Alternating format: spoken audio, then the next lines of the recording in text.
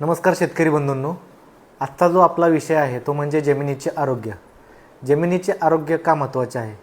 जमिनीचे आरोग्य म्हणजे मातीचे जैविक, भौतिक आणि रासायनिक गुणधर्मचं पोषण अतिशय चांगल्या पद्धतीने असणे. जमिनीमध्ये जर ह्या तिन्ही गुणधर्माचं जर पोषण व्यवस्थित असेल तर वनस्पती चांगल्या पद्धतीनं अन्न शोषून घेते. वनस्पतींना दीर्घकाळ अन्न पुरवठा सुरू राहतो. तर हे तीन गुणधर्म असणे म्हणजे जमिनीमध्ये चांगल्या आणि शाश्वत शेतीसाठी अत्यंत महत्त्वाचे आहे. तर जमिनीचे आरोग्य कशामुळे सुधारते? तर सगळ्यात का महत्त्वाचे आहे तर त्याच्यामध्ये आपल्याला पहिल्यांदा आहे की उत्पादनामध्ये आपल्याला अतिशय चांगल्या पद्धतीने वाढ झाली पाहिजे.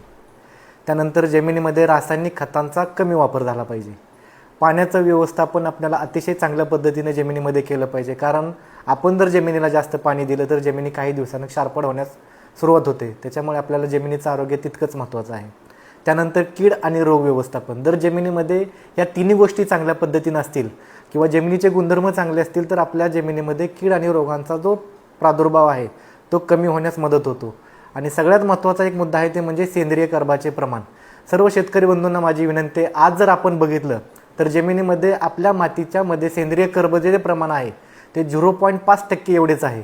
आज जर आपण बघितलं तर आपल्याला चांगल्या उत्पादनासाठी किंवा चांगले यील्ड आपल्या जमिनीमध्ये आपल्याला मिळवण्यासाठी कमीत कमी सेंद्रिय कर्बाचे प्रमाण हे 2% असणे तितकेच गरजेचे आहे. विषय तो म्हणजे माती परीक्षण.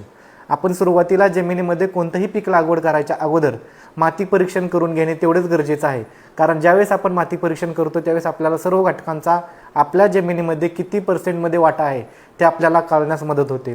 दुसरा म्हणजे सेंद्रिय पदार्थांचा वापर.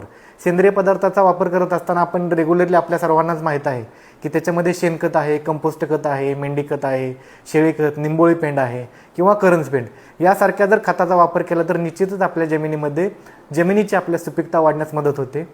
सगळ्यात दुसरा विषय आहे तो म्हणजे हिरवळीची खतं. आपण ज्यावेळेस हिरवळीची खतं आपल्या जमिनीमध्ये लावण्याचा प्रयत्न करतो त्याच्यामध्ये ताक, धेंच्या, मूग, उडीद आणि मटकी, चवळी या पिकांचा वापर उगवल्यानंतर कमीत कमी फुलधारणेच्या अगोदर ते पिकं आपल्या जमिनीमध्ये गाडली गेली पाहिजे की जेणेकरून त्याचा आपल्याला नंतर जमीन सुपीक बनण्यास मदत होते. त्यानंतर जमिनीमध्ये पिकांची फेरपालट करणं. प्रत्येक वेळेस आपण एकच पीक जर जमिनीमध्ये लावलं तर जमिनीमध्ये जमिनीचा पोत तो सुधारत तो नाहीसा होतो, कारण जमिनीच्या रासायनिक क्रिया घडल्यामुळे आपल्या जमिनीमध्ये पोत नाहीसा होतो. त्याच्यामुळे ते एक महत्त्वाचं आहे. त्यानंतर जमिनीमध्ये आपण प्रत्येक गोष्टीचं आच्छादन केलं पाहिजे.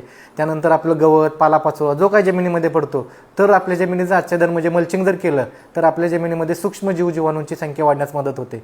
सगळ्यात महत्त्वाचं आहे म्हणजे जैविक खतांचा वापर. आपण जर बघितलं तर आपल्या जमिनीमध्ये सूक्ष्मजीव आत्ता जर बघितलं तर काहीच शिल्लक नाही आहेत. त्यासाठी आपल्याला नत्र स्थिरीकरण करणारे जीवाणू, स्फुरद विरघळणारे जीवाणू, पोटॅश मोबिलायझिंग करणारे जीवाणू किंवा झिंक सोल्युबलायझिंग बॅक्टेरिया किंवा सर्वाचं हे कॉन्सर्शिया केलेल्या ज्या जैविक खताचा वापर जर आपल्या जमिनीमध्ये केला तर आपले जमिनीचे आरोग्य अतिशय चांगल्या पद्धतीने सुधारण्यास मदत होते आणि पाणी धरून ठेवण्याची क्षमता जमिनीने वाढते. एकूणच आपल्या उत्पादनात चांगल्या पद्धतीची भरघोस अशी वाढ होण्यास मदत होते. धन्यवाद.